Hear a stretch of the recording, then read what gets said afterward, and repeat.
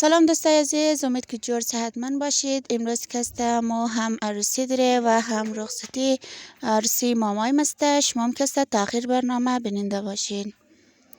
خب یالم که ما پرمو تیار شده دیگه. موریم بخیر طرف خانه خاله مزیا.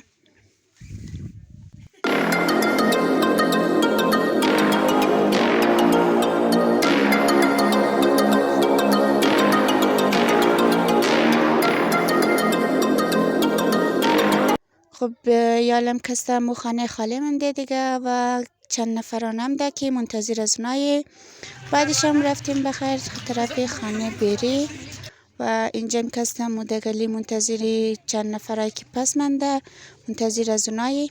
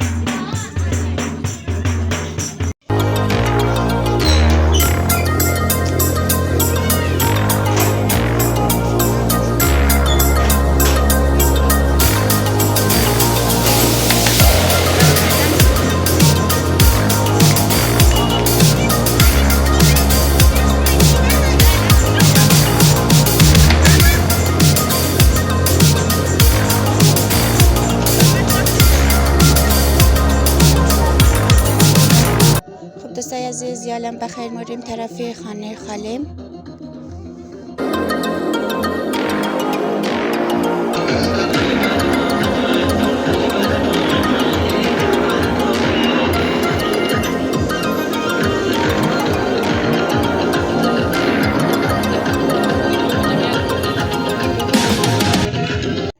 اینجا خانه خالم از رسیدیم دیگه و یالم که بری رو بخیر میره خانه.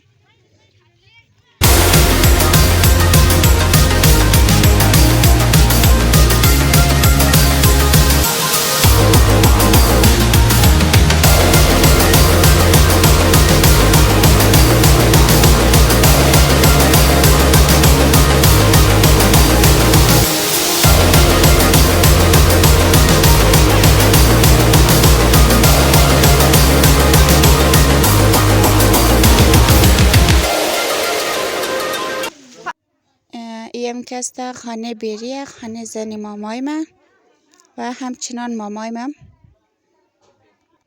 که یک خانه خیلی خوب و قشنگ جور کرده. انشالله که به خوشی استفاده کنن و با پای هم پیر شنن، همیشه خوش خندان باشن.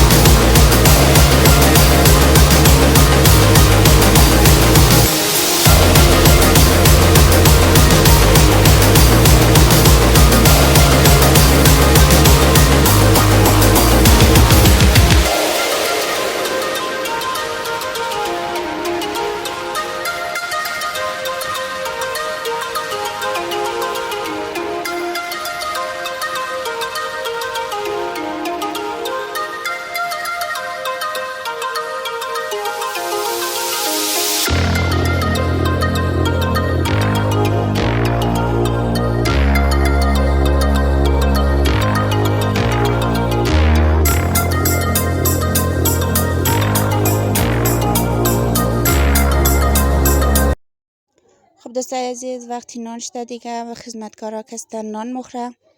هر کس که خوش داره باید قد از ما نوشیجان کنه و در خوشی از ما شریک شونه. خب رسید خانه بود و یالم لباسای خود چنج کرده، یک لباسای دیگه پشته.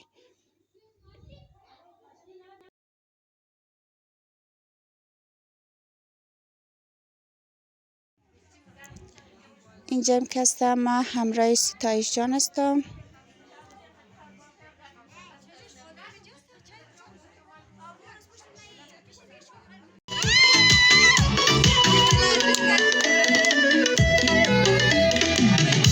گشتم به جهان چون تو ندیدم گل من، آی غیر از کسی نداره جا در دلی من.